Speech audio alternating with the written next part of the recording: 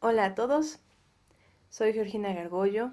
Me invitaron a participar en este curso virtual de afectividad cristiana, una sola carne, organizado por la página Sede Sapientia.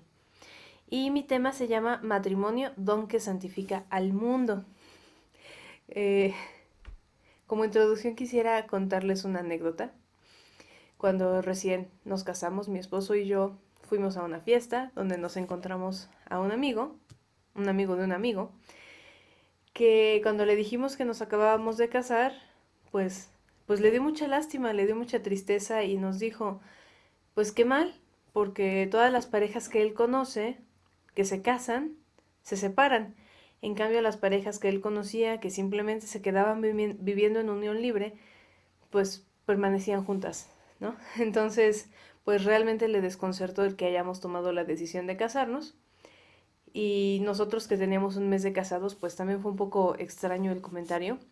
Y como que desde esa vez no he dejado de preguntarme qué ha vivido y escuchado las personas que llegan a decir algo así. Y otra pregunta que también me he hecho es si no será que nosotros mismos, sin notarlo, hemos llegado a aceptar algunas ideas falsas sobre el amor en pareja. Todo mundo tiene opiniones sobre el matrimonio, pero la cuestión sería si realmente sabemos qué es el matrimonio. Por eso yo creo que lo importante en este tema va a ser, digamos, la meta de este tema va a ser exponer con claridad qué es realmente el matrimonio y la familia. Vamos a hablar de su fundamento natural, su fundamento sobrenatural, para qué fue creado, qué implicaciones sociales tiene y aclarar por qué no es posible reducir el matrimonio a un contrato social privado en donde cada quien decida cómo lo entiende, cómo lo vive y cómo lo desvive. Hay muchas razones para creer que lo que diré en esta conferencia no sirve para nada. Eh, Podría alguno decir, es absurdo defender el matrimonio porque ya no estamos en una época que haga posible vivir un matrimonio fiel para toda la vida. Más de la mitad de las personas que se casan terminan divorciadas. Eh, no hay nadie que quiera casarse. Aún queriendo defender el matrimonio, pues en realidad no hay nadie que quiera casarse conmigo y tampoco tengo dinero para sacar adelante una familia. Otra objeción para este tema sería que defender el matrimonio y rol central de la familia pues no es una postura cómoda ni práctica porque implicará que se van a burlar de nosotros y que podríamos tener problemas políticos o laborales. También no sé si han pensado que es una postura muy intolerante decir que el amor conyugal debe ser igual para todos, sobre todo en esta época en la que democráticamente se ha decidido que se puede ampliar el concepto para abarcar un mayor número de personas y circunstancias personales. Y finalmente, aunque quisiéramos restaurar una sociedad cristiana, en realidad no vamos a vivir para verlo y moriremos como unos fracasados. A pesar de todas estas objeciones, sigue habiendo quienes creen que es una buena idea no solamente predicar sobre estos temas, sino vivirlos. La pregunta es, ¿qué ventajas trae consigo esta mentalidad tan radical y solitaria que pide tanto sacrificio y nos priva de tantos consuelos terrenales? Para fundamentar esta conferencia me basaré en dos documentos. Algunos fragmentos de la encíclica Castico Nubi de Pío XI, la cual intentaré resumir en esta conferencia lo mejor posible, considerando que mi párroco lo explica en varios meses a las parejas en preparación para casarse. Sé que es una empresa un poco ambiciosa, pero por eso los invito a que puedan leerla completa después y estudiarla, porque vale mucho la pena. Y lo completaré con las reflexiones de el profesor Scott Hahn, que es el conocido ex pastor presbiteriano. Él escribió un libro reciente sobre matrimonio llamado The First Society, la primera sociedad, que de hecho buscando en internet ya comienza a venderse traducido en español en algunos sitios, por si quieren buscarlo. Entonces entraremos a la primera parte de nuestro tema, que es la naturaleza y dignidad del matrimonio. Para esto, pues también me acordé de otro amigo. Una vez debatiendo en Facebook con un compañero de la secundaria, él me decía que era obvio que el matrimonio era un contrato entre dos personas y quedaba lo mismo que fueran hombres o mujeres, o sea, que era evidente que el matrimonio era de dos personas cualesquiera. Y yo le dije, bueno, entonces cuando alguien quiera fundar un hogar poliamoroso, supongo que tú te opondrás, ¿no? Porque el matrimonio son solo dos personas, cualesquiera personas, pero solo dos. Y me dijo, sí, o sea, es evidente que el matrimonio solo es de dos personas. Va. Pasaron un par de meses y empezaron a surgir noticias de cómo se iban legalizando matrimonios de 3, 4, 5 personas. Y le escribí y le dije, bueno, es tu momento de defender el matrimonio exclusivo entre dos personas. Y me dijo, no, pues es que si ellos decidieron vivir así, yo no soy nadie para oponerme y pues que la ley los proteja está muy bien. Ese día también aprendí algo, que es que este tema del matrimonio es una cuesta abajo cuando se mete el pretexto de progresar, de ir ampliando el concepto. Por eso sería tan importante proteger el matrimonio de estas redefiniciones. Actualmente, pues entendería el matrimonio quizás solamente como una especie de relación sentimental con reconocimiento del Estado. Por eso este amigo no podía oponerse de que dos o más personas se entablaran una relación emocional. Eh, y sería algo principalmente civil, el matrimonio, un acuerdo civil que a veces tiene decoración religiosa, ¿no? Con sus limitantes de la religión, pero en general fuera de la religión, pues es simplemente, pues sí, algo que se limita a lo civil. La realidad y lo que la Iglesia siempre ha enseñado es que el matrimonio en realidad está inscrito en la naturaleza humana como una institución superior al Estado y que por lo tanto no le corresponde al Estado definirlo, sino protegerlo. O sea, el matrimonio ya está ahí, por encima de cualquier ley. Lo que le corresponde al gobierno es protegerlo. Y vamos a hablar de dos partes, su realidad natural y su realidad sobrenatural. ¿Por qué? Porque desde que Dios nos creó no tuvimos sacramento del matrimonio en varios años. Entonces podemos hablar de una realidad natural instituida por Dios, pero previa al sacramento y después de los cambios que llegaron a partir de que se instituyó el sacramento del matrimonio. Entonces, hablando de la parte natural, ¿qué significa natural? Muchos piensan que si los animales lo hacen es natural, si los animales no lo hacen es antinatural. De ahí que se justifiquen muchas cosas que se ven en el reino animal y que después digas, el humano no tendría por qué ser monógamo, el humano no tendría por qué casarse si los animales no lo hacen, o sea que aún la palabra natural ha sido adulterada. No significa que los animales también lo hagan. Tampoco significa al decir natural que en automático cualquiera pueda casarse y saber cómo es el matrimonio y tener un matrimonio exitoso. ¿A qué se refiere la palabra natural?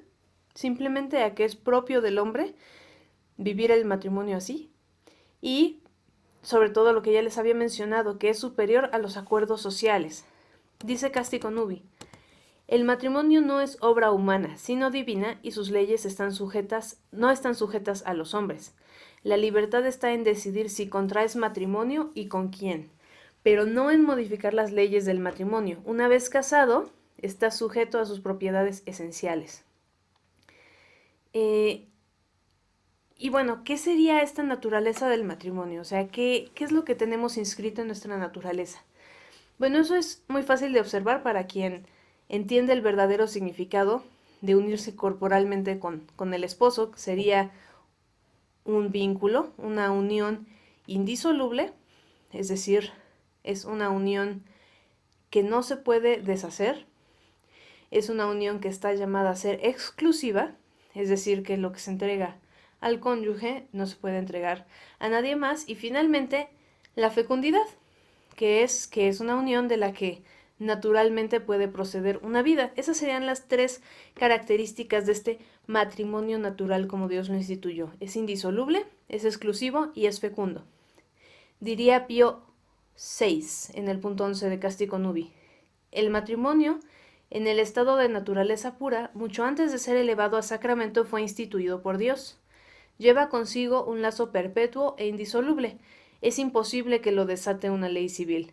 Un matrimonio contraído sin sacramento es un verdadero matrimonio y debe también mantenerse firme en la unión.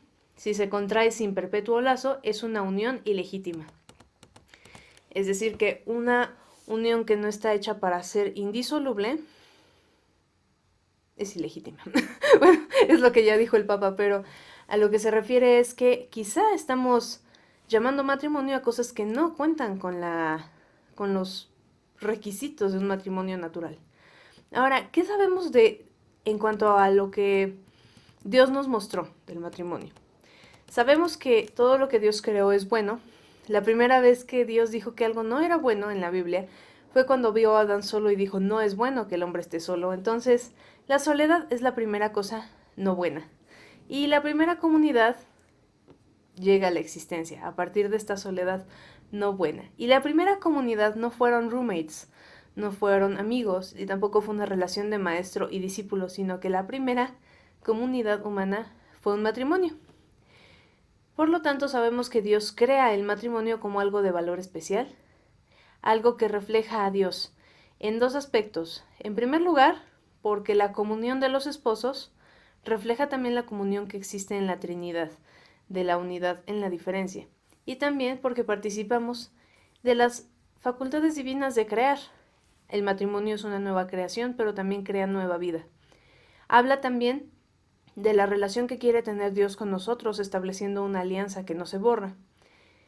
Y obviamente no es solo una primera en origen, sino una primera en importancia, la relación matrimonial, porque ninguna otra relación social va a llevarnos a la extinción si fracasa. Es decir, que si tú te peleas con tu jefe, con tus compañeros de trabajo, con tus compañeros de la escuela, o incluso con tu mamá o con tus vecinos, la humanidad no se extingue. En cambio, si sistemáticamente los matrimonios empiezan a fracasar, también empieza a fracasar la humanidad entera. De ahí la importancia de defender el matrimonio y su estabilidad.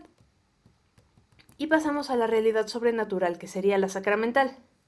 Esta parte del matrimonio, muchas personas creen que es opcional o que es un añadido. No se trata de un extra a lo natural, sino un perfeccionamiento. Con el sacramento del matrimonio Jesús restauró la primera ley. Como bien dice la Biblia, Moisés permitió el divorcio, pero yo les digo, y entonces Jesús les dice, ¿no? O sea, cómo es algo que dura para toda la vida, que el hombre no lo puede desatar. En cuanto perdemos la gracia, comienzan las excepciones, comienza el decir, bueno, pero es que la situación es diferente. El sacramento es el que va a hacer posible que se restaure el matrimonio como Dios lo pensó en un inicio para Adán y Eva. Dice Castico Nubi 11, el matrimonio se corona con el bien del sacramento.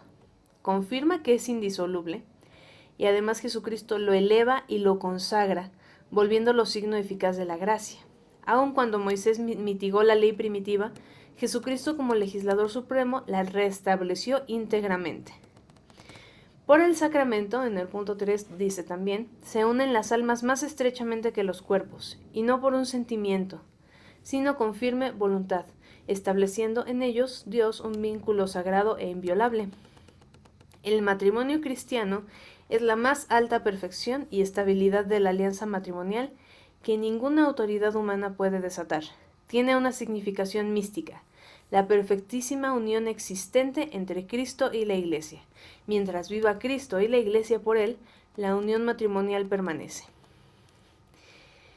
Respecto al matrimonio también vale la pena mencionar el Catecismo, en el punto 1631, menciona que el sacramento nos introduce a un orden eclesial, es decir, nos da responsabilidades específicas y nos da una autoridad real sobre la iglesia doméstica que vamos a fundar.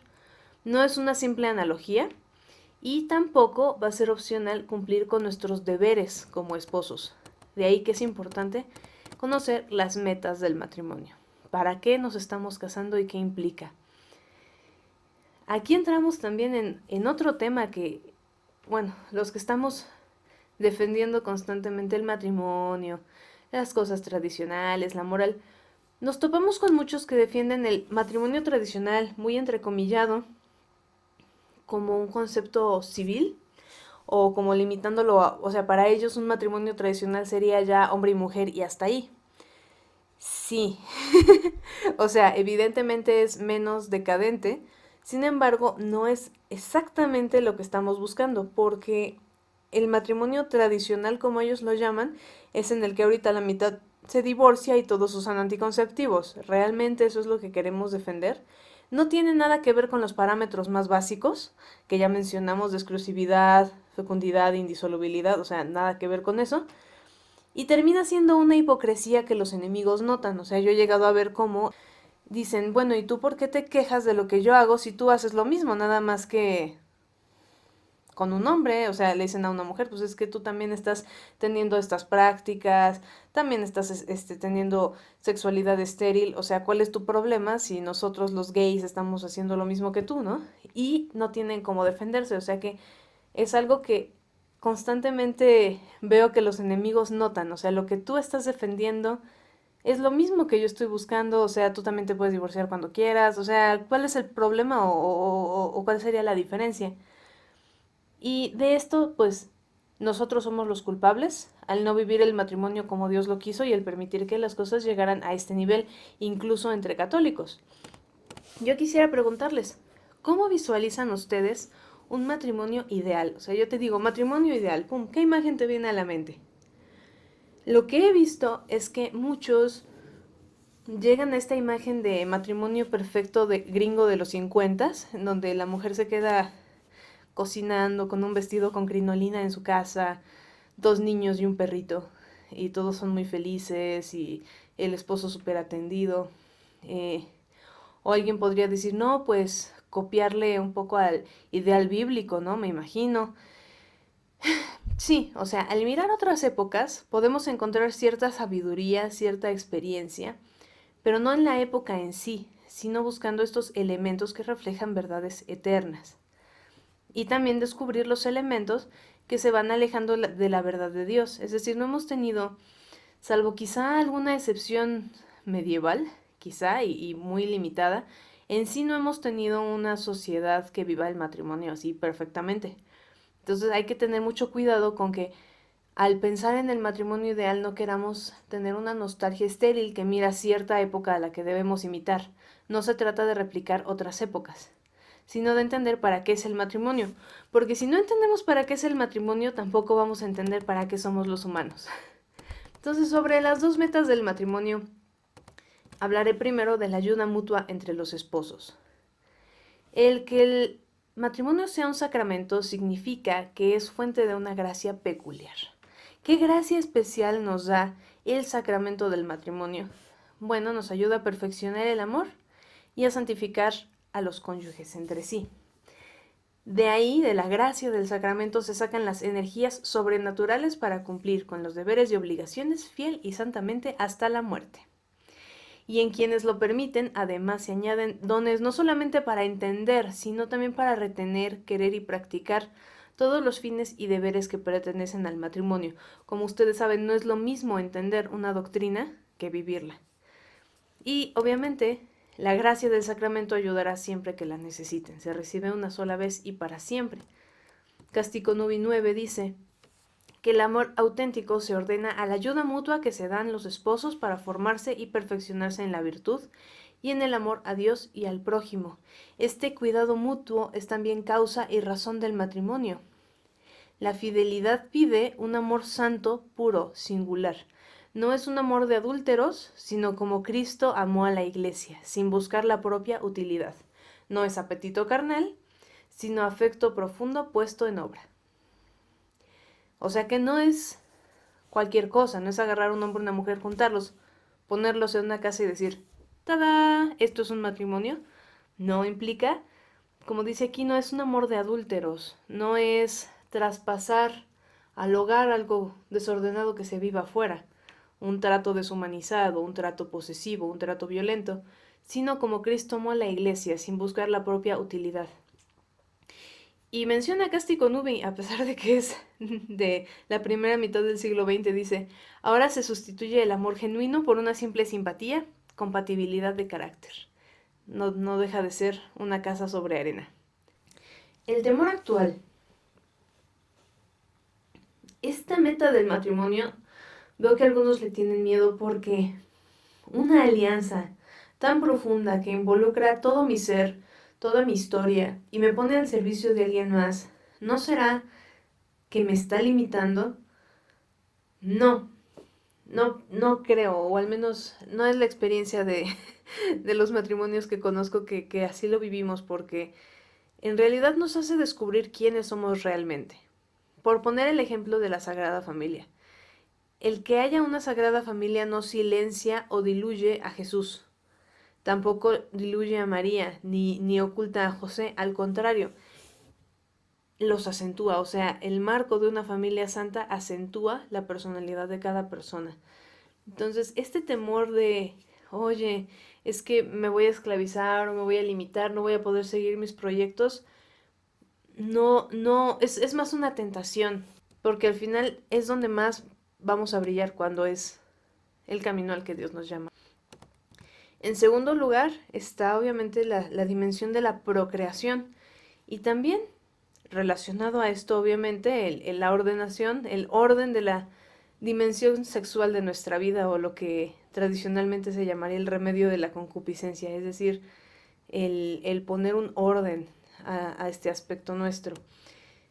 Quisiera comenzar aquí este punto con el Catecismo, igual 1606 dice: la relación de hombre y mujer siempre ha estado amenazada, y el matrimonio es un derramamiento de gracias para sanar las heridas del pecado, restaurando una comunión con Dios que se derrama al prójimo.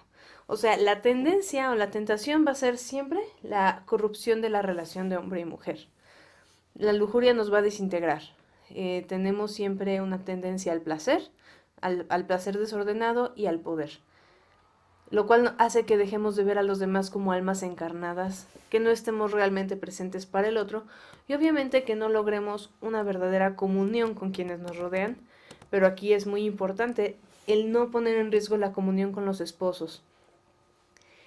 En este caso entraría la palabra desacralizar, ¿no?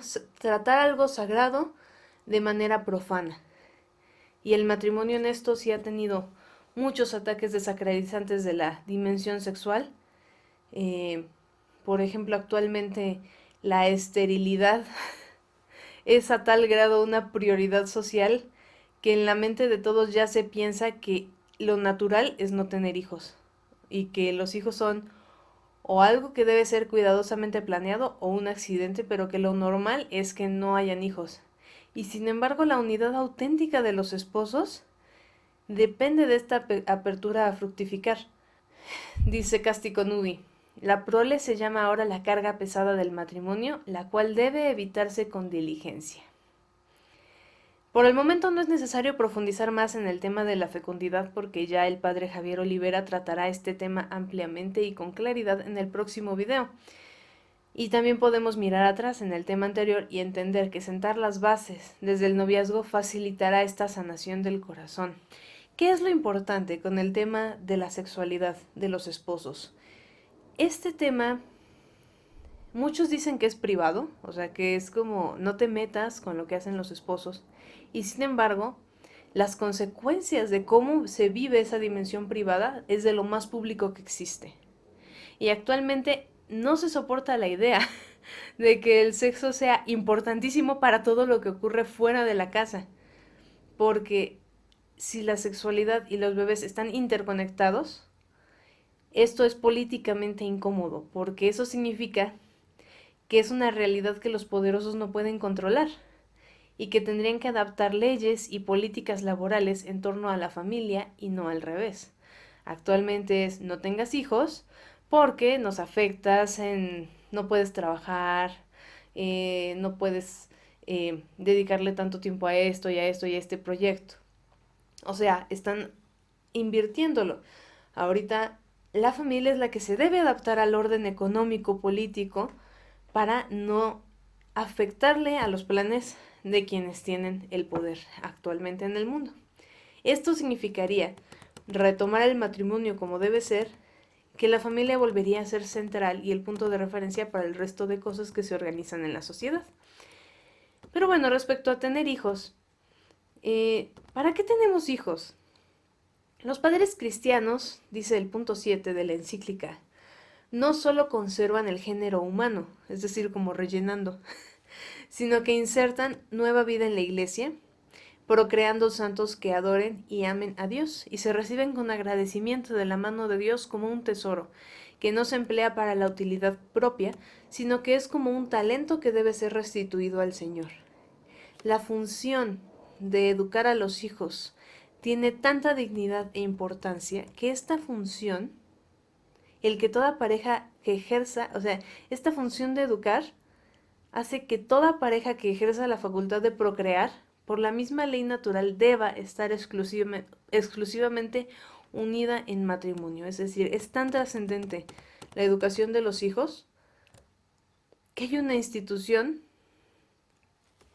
que protege la procreación, y esa institución es el matrimonio. ¿Por qué? Porque en el ámbito matrimonial, en la familia, se procuran los bienes más altos y perpetuos, se atiende el proteger y educar a los hijos durante muchos años, uniendo fuerzas, y beneficia a la sociedad, porque la firmeza del matrimonio es fuente de honradez e integridad de costumbres y es un gran servicio al bien común. Es decir, algo que, bueno, yo lo he visto en todos lados, en el catecismo, en las encíclicas de matrimonio, en conferencias, constantemente se repite en la doctrina social de la Iglesia también. La familia determina la estructura y estabilidad de la comunidad. ¿Por qué? Porque de nada sirven dos individualistas empoderados compartiendo techo, que ven al esposo y a los hijos como un estorbo a la realización. Al final, pues solo estarían criando a la nueva generación de egoístas, como ya está pasando. Al contrario, una familia estable y cristiana debe acostumbrar a los hijos a mirar las necesidades de quienes los rodean y a saber en que están participando en algo más grande. Y yo sé que este tema, yo creo que más que el otro, da mucho miedo. Da mucho miedo. Yo he leído muchas personas que les da temor esta dimensión procreativa del matrimonio. El no tener control de lo que va a pasar en mi hogar, el no saber qué va a ser de nosotros. Scott Hahn los llamaba los pequeños apocalipsis cotidianos. Un apocalipsis es una revelación de Dios, que usualmente implica cierto desastre. Bueno, al menos en la Biblia está asociado, ¿no? Dios se revela y casualmente se acaba el mundo. Entonces, a veces nos da un poco de miedo que Dios nos muestre cosas nuevas porque por lo general traen consigo cierta destrucción, cierta obligación de reorientar nuestros planes, nuestras vidas. Y yo creo que de los apocalipsis más obvios, pues es un hijo. La realidad siempre nos sorprende. Ningún hijo, ni aun el más planeado, preparado, tomando ácido fólico desde meses antes, aún el hijo más preparado, no va a ser exactamente, ni van a ser como te lo esperabas, ni va a crecer como te lo esperabas, o sea, no hay manera de ganarle a la realidad. Y aquí Dios nos invita a descubrir que Él va a estar presente en nuestro matrimonio, en los triunfos y tragedias. ¿Qué pasa con la cultura actual? Pues se ha puesto en una cima, en una prioridad, la autonomía, el control, el no dependo de nadie, ya sé lo que va a pasar, puedo prevenir el futuro de mi empresa en 10 años y gastamos dinero en tener control de todo lo que nos rodea. Y nuestro antídoto como cristianos debe ser esta confianza en Dios que tiene toda la historia ordenada desde el inicio. No hay ninguna torre de Babel de ya saber exactamente todo lo que va a pasar. El único que no cambia es Dios. Entonces, a partir de estos temores o a partir de lo que estamos hablando, podríamos decir que el matrimonio es imposible. Quizá. O sea que en realidad, híjole, no tendrán razón los demás cuando dicen que realmente no se puede llevar a cabo un matrimonio. Que si duras mucho es porque tuviste suerte, en realidad. Y que nadie puede controlar el éxito de su matrimonio. De alguna manera tienen razón, porque no están tomando en cuenta la gracia, que es justamente la que nos va a preservar del pecado. Obviamente, si no estuviéramos rotos, el matrimonio no sería un problema. Lo entenderíamos y diríamos, ah, así debe ser, ok, y ya. Pero la verdad es que por nuestra naturaleza fallida nos rebelamos cada día. Y es difícil ver las exigencias del matrimonio no como una serie de prohibiciones, sino como unas transformaciones que Dios quiere hacer en nuestro corazón. Es decir, Vivir el matrimonio no es tratar de no divorciarme. Vivir cada día tratando de no ser adúltera. Vivir cada día que visito la tienda o la farmacia de no comprar condones. O sea, no voy por ahí, ay no, eso es pecado, eso no se debe comprar. No puede, o sea, el matrimonio no se vive así, no se vive diciendo, no, no hagas esto, no hagas esto, sino es nutrir la vida en familia y renunciar a nosotros mismos. Es una batalla que se está entablando por nuestro corazón. La gracia no es solo un extra, un mejorar la experiencia, ¿no? Sí, puedes tú vivir el matrimonio, pero con gracia es mejor. No, no, no. La gracia es la que lo va a hacer posible. Y tenemos también muchos elementos en la iglesia que nos ayudan. Por ejemplo, la comunión de los santos nos une a todas las familias santas que han existido hasta ahora. La iglesia tiene los recursos reales para perfeccionarnos a través de los demás sacramentos. Y sí, tampoco hay que ser ilusos. Sabemos que hay matrimonios necesitados, matrimonios que sufren, y debemos mirar esas necesidades. Cástico Nubi también, puntos 45 al 47, dice que la sociedad tenga un régimen económico y social en el cual los padres puedan alimentar a su familia. Por ejemplo, si se carece de domicilio conveniente, si el varón no puede proveer, si los precios son exagerados, si las madres se ven obligadas a trabajar, si faltan medicinas y médicos, es de entenderse que los cónyuges se depriman y se dificulte la convivencia doméstica y el cumplimiento de los mandamientos, y se expone la paz social. Cuando no se cubre todo esto, entonces viene la exigencia al amor cristiano, que quizá también es una invitación que Dios nos está haciendo, que la caridad supla, que miremos a los que nos necesitan, que no malgastemos, sino que nos desprendamos de bienes en favor de los pobres, sabiendo que obviamente Dios recompensa todo ese esfuerzo que hacemos. Lo cual nos lleva a nuestro tercer punto, que es que el matrimonio es un sacramento, que es una luz para el mundo. Una luz ante una realidad oscurecida. ¿Cuál es esta realidad? Pues traigo una dura verdad sobre la estabilidad. Y es que muchas cosas ahorita son más sólidas que un matrimonio. Por ejemplo, el McDonald's de mi colonia ha durado más que algunos matrimonios que conozco. O sea que ¿dónde está puesta realmente nuestra sensación de estabilidad? ¿Dónde la estamos buscando si no es en el matrimonio? Actualmente se siente más incertidumbre que en otras épocas, a pesar de que no estamos tan mal como en otras épocas. ¿Y por qué es esa incertidumbre? Justamente por el colapso de la cultura matrimonial, el que se tengan que enfrentar solos a todas las dificultades, en lugar de tener una institución familiar fuerte que sabe salir adelante en las calamidades que a veces llegan a la vida. Otra cosa es que los matrimonios débiles actualmente no pueden defenderse de la cultura. Siguen las instrucciones de lo que les digan en internet, en la tele, en lo que vayan leyendo. Y tenemos que ser conscientes de esta radiación venenosa que nos acompaña donde vayamos.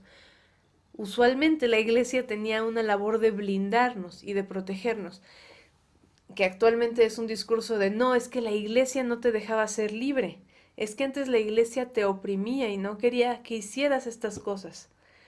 Lo interesante, y daría para hablar en otra ocasión sobre esto, al quitar a la iglesia de en medio hay más esclavos que nunca, hay más deprimidos, más suicidados, más adictos. Entonces, ¿realmente de qué opresión nos liberaron? Le quitaron a la iglesia este papel de protectora moral de una sociedad. Pero bueno, eso les digo, es para otro tema. Dice Cástico Nubi, en privado y público, sin pudor, por todos los medios de la ciencia moderna se pone en ridículo la santidad del matrimonio. Se presenta el divorcio, el adulterio y vicios como libres de culpa, portentos del ingenio moderno libre de prejuicios. Y pues obviamente estamos sumidos en la oscuridad, o sea, es real.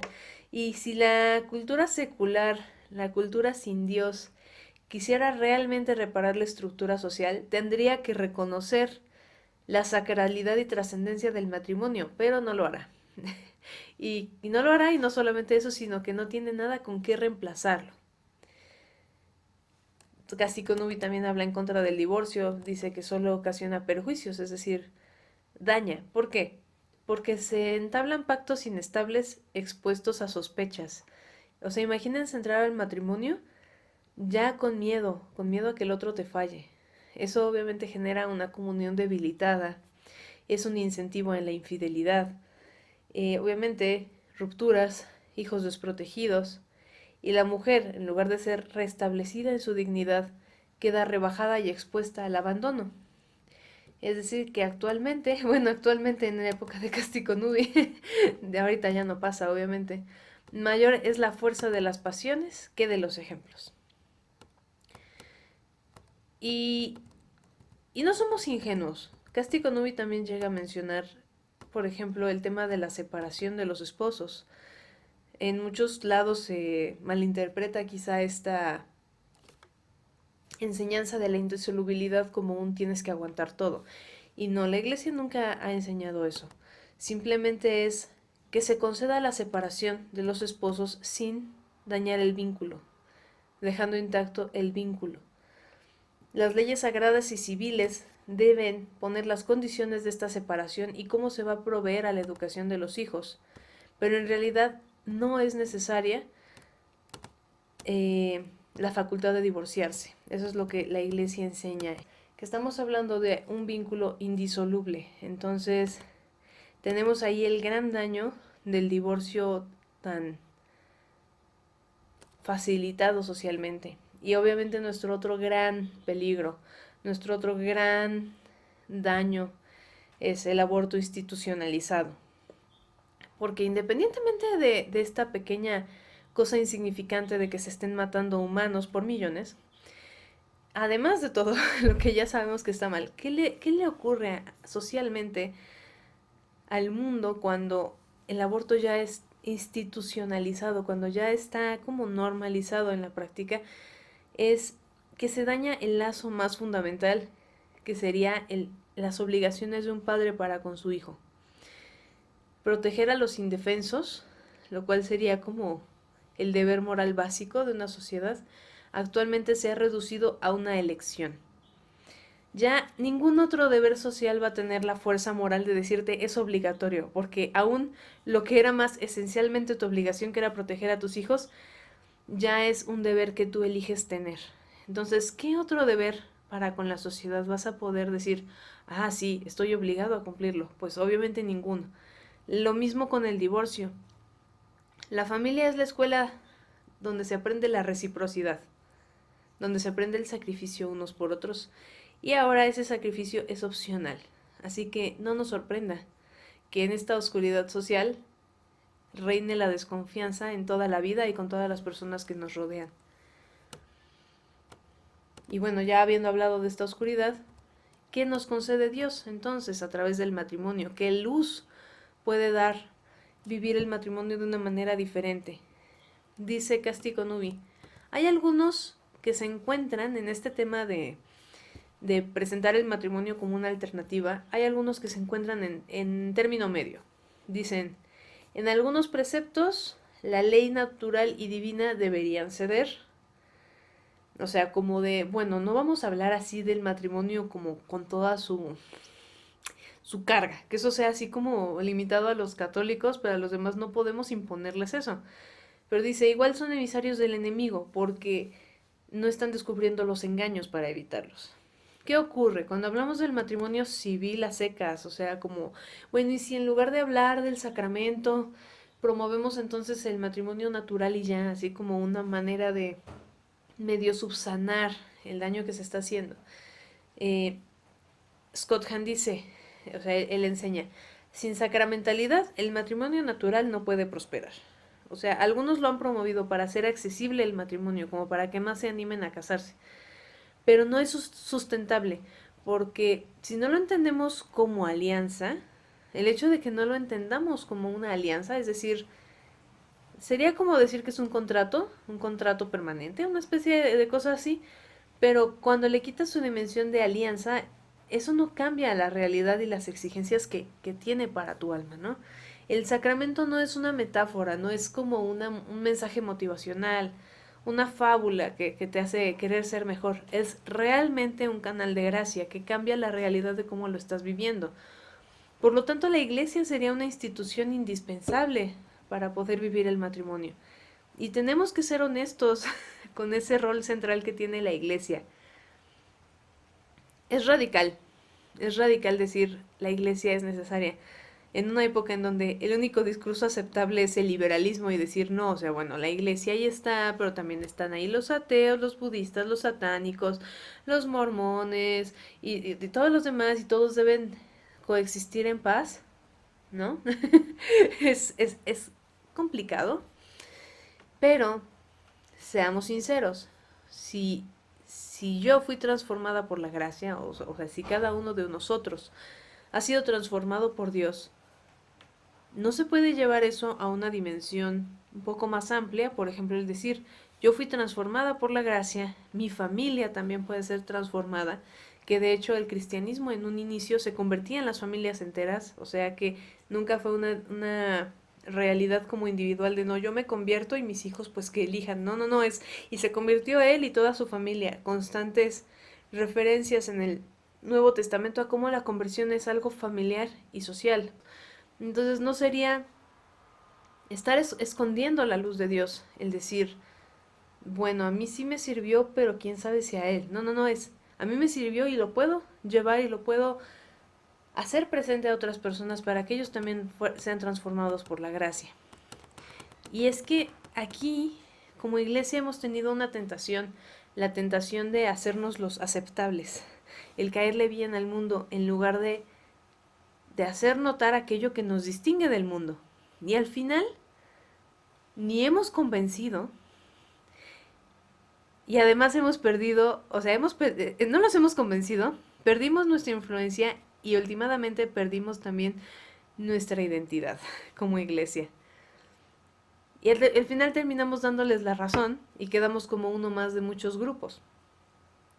No, la verdad es que la gracia es esencial y no hay ningún bien mayor social que justifique romper un mandamiento. O sea, no es como de, bueno, tú tienes ahí tus mandamientos, pero nuestro progreso social demanda que aquí hagamos a Dios a un lado porque eso es lo que realmente le va a hacer bien a nuestro país.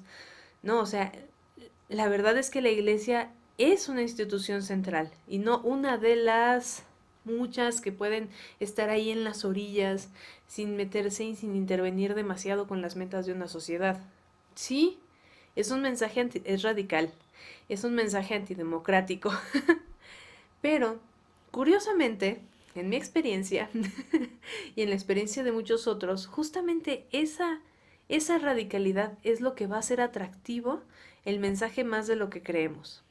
Se los digo como alguien que durante años trató de tener iniciativas pastorales incluyentes, tolerantes, pacientes y diluidas para ver si se acercaba más gente y todas fueron un fracaso. Y ya después con los años, conforme fui tomando un discurso más de, pues, esta es la verdad, tómala o déjala, más han vuelto a acercarse personas que en esos años como que no me tomaban muy en serio y ahorita es como de, un retrógrada de tiempo completo. Quiero ver cómo es. Oye, ¿me puedes platicar más? Y mi experiencia no es la única, obviamente hay muchos más que han visto que cuando lo presentamos como lo que realmente creemos y enseñamos, más se llega a escuchar. Y más adelante les diré por qué. Lo importante es que el matrimonio es en sí mismo un evangelio que ilumina el mundo descristianizado. Un mundo que ha olvidado a Dios por el respeto y la tolerancia. La verdad es que la lucha nunca se va a suspender. Nuestro deber siempre va a ser primero con Dios. No es un diálogo con el secularismo como negociando, ¿no? A ver, bueno, a ver, vamos a aceptar un poquito de aborto, pero no mucho, y vamos a dialogar, vamos a ponernos de acuerdo, vamos a hacer un promedio, a ver qué dices tú, qué digo yo, para llegar a un acuerdo entre todos que a todos nos acomode. No es eso, no es un diálogo de regatear qué vamos a tolerar y qué no. Queremos vencerlo, abiertamente queremos vencer el orden que tenemos ahorita.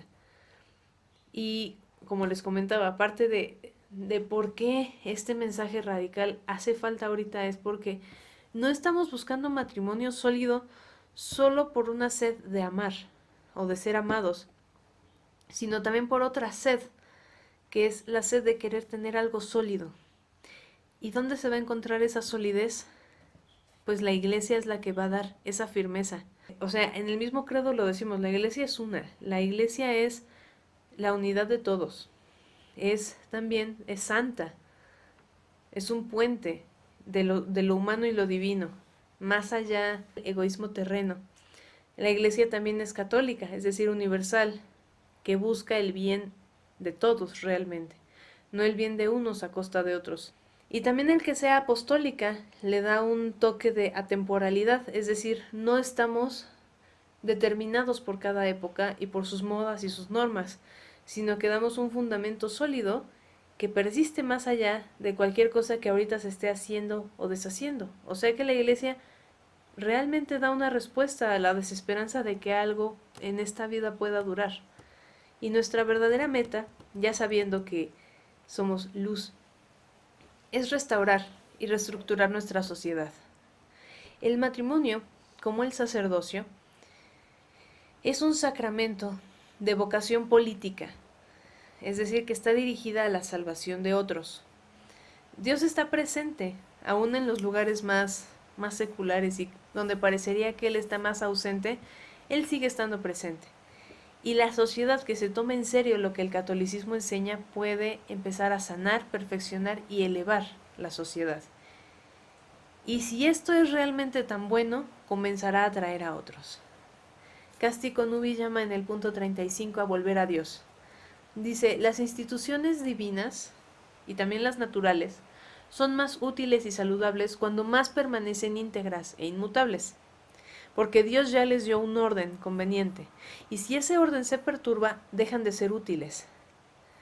El orden social, por lo tanto, debe ser construido en torno a la comunión con Dios, es decir, organizar la sociedad de modo que la sociedad misma tenga una tendencia a acercarse a Dios.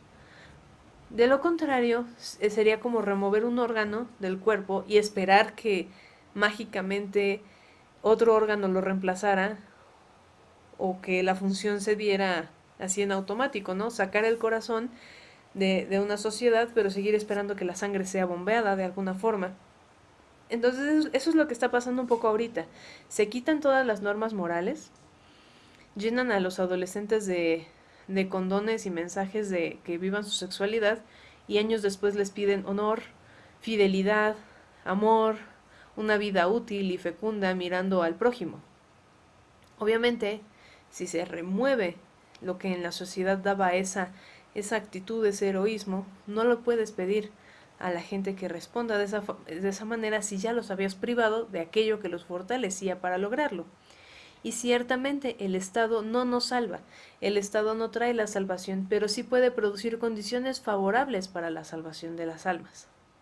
Que era lo que en algún otro video sobre las ideas erróneas que llevan a una mentalidad anticonceptiva les mencionaba en mi YouTube. La mentalidad liberal, esta que dice, pues es que si la gente elige arruinar su vida es su problema. O sea, tú, ¿por qué? ¿Qué te importa que dos hombres vivan juntos? O sea, ¿en qué te afecta? Es como bronca de ellos, ¿no? El cristianismo nos llama algo diferente, ¿saben? Nos llama a no ser indiferentes. Cuando empezamos a dar leyes que van orientadas hacia cierto lado, estamos sin querer haciendo un juicio moral de lo que es bueno para la sociedad. Y no se trata de prohibir y condenar absolutamente todo lo que no sea cristiano, más bien fomentar que la gente hiciera el bien, que la gente actuara bien. Ahorita se dice, bueno, desde tu propio criterio, ve cómo puedes hacer un bien para el mundo, así como dejándolo al criterio propio. Eso en realidad no va a llevarnos a un verdadero bien común. ¿Por qué? Porque hay personas haciendo intentos de bien común sin reconocer la dignidad intrínseca de la persona, ni nuestro propósito más allá. Es decir, hay gente que realmente cree que está haciendo labor humanitaria llevando a niñas africanas adolescentes a abortar. Entonces, estos intereses de prosperidad ¿Realmente tienen una visión de trascendencia? ¿Realmente tienen en vista la dignidad humana? Pues no. O sea, son el tipo de personas que van a decir, hay que esterilizar a la gente, si tienen menos hijos pueden dedicar más horas laborales. Es decir, esta búsqueda humanitaria falsa muchas veces va a terminar con los mismos discursos opresivos, esclavizantes, en donde la sociedad se va dividiendo en útiles e inútiles entre poderosos y los que deben adaptarse a los deseos de esos poderosos. La verdadera solidaridad, que es la que enseña la Iglesia y la que el matrimonio debe enseñar a sus hijos, es la interdependencia, el entender que no es una compasión vaga, sino realmente una determinación de comprometerte por el otro como si fuera parte de tu familia. El pecado original tiende exactamente al opuesto, a dominar, o como les decía, a dividirnos en útiles e inútiles. Pero no solo eso, la Iglesia también llama a buscar un bien común sobrenatural, que es participar de Cristo y de la salvación, y tener una sociedad realmente sacramental. Una sociedad sacramental significa, bueno, un sacramento es camino por el cual Dios llega al mundo. Una sociedad que tenga a Dios y que pueda darlo. El hombre está buscando la verdad, y nosotros como católicos sabemos que la Iglesia la preserva. Y no es solo que los matrimonios influencien un poquito la política, es que realmente transformamos la política para vivir para Cristo. No es solo buscar la verdad, es relacionarnos amorosamente con aquel que dijo que es la verdad y a quien le creemos, y hacer brillar esa verdad a través de los sacramentos. Es decir, nuestra vida espiritual no funciona solamente 2 horas el domingo. La fe no se quita para participar en el mundo. Es simplemente, ¿verdad? No, no es simple, pero se trata de buscar integrar la parte espiritual y la parte social y entender que Dios no es un recreo, sino que debe estar presente, así como está presente en la historia, debe estar presente en nuestros hogares. Y sí, seguir a Dios es impráctico, vivir el matrimonio como Dios lo pidió es impráctico, entre comillas, para los valores actuales. Pero la verdad, a la larga, más impráctico es ignorar a Dios. Y es normal que querer vivir el matrimonio como Dios lo pide, como Dios lo instituyó, haga que no encajemos en sociedad. Es normal querer traer a Dios a nuestra vida y no encajar en la sociedad que ha borrado a Dios. O sea, es normal. De hecho, es obligatorio que te sientas fuera de lugar si quieres realmente vivirlo como se debe. O sea, de verdad, si estás siendo perseguido o estás siendo incomodado, es que lo estás haciendo bien a estas alturas de la vida. Entonces, ¿cómo se va a lograr realmente todo esto que les estoy diciendo? Ya concluyendo con un par de cosas. En primera, no olvidar la exigencia de la santidad personal, del camino personal de acercarse a Dios. Nada en la sociedad o en la iglesia va a hacer nuestro trabajo. Entonces, no nos podemos sentar a esperar mejores condiciones para casarnos, para tener familia. Es lo que nos tocó. Es la época que nos tocó con nuestros valores.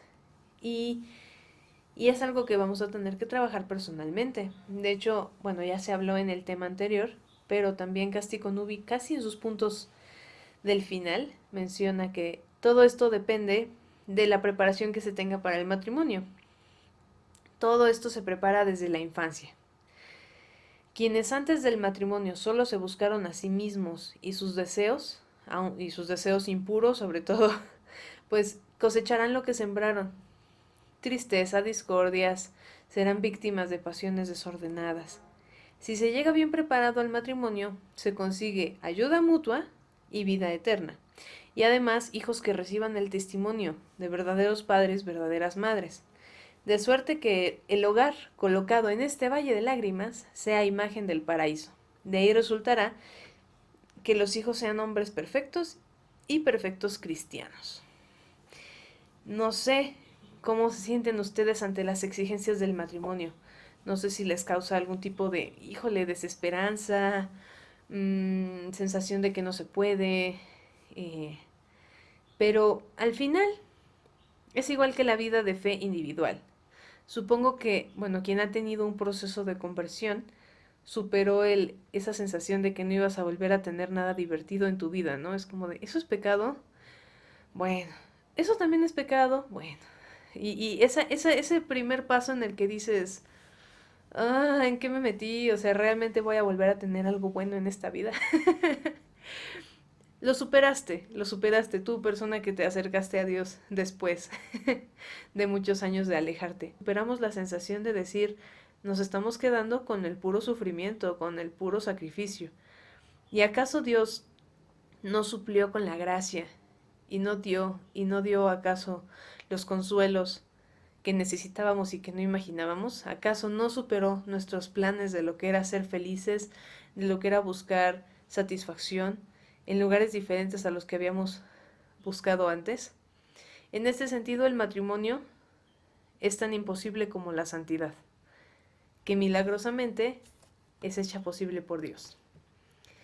Así que les quiero hacer una invitación final, ya para concluir. Dice el punto 15 de la encíclica: los bienes del matrimonio, imagen del amor de Cristo, nos hacen admirar la sabiduría, santidad y benignidad divina, que permite dignidad, felicidad y conservación del género humano. Muchas veces pasa que dices, wow, qué padre es el matrimonio, qué bonito es el matrimonio, qué satisfactorio es y qué feliz me hace.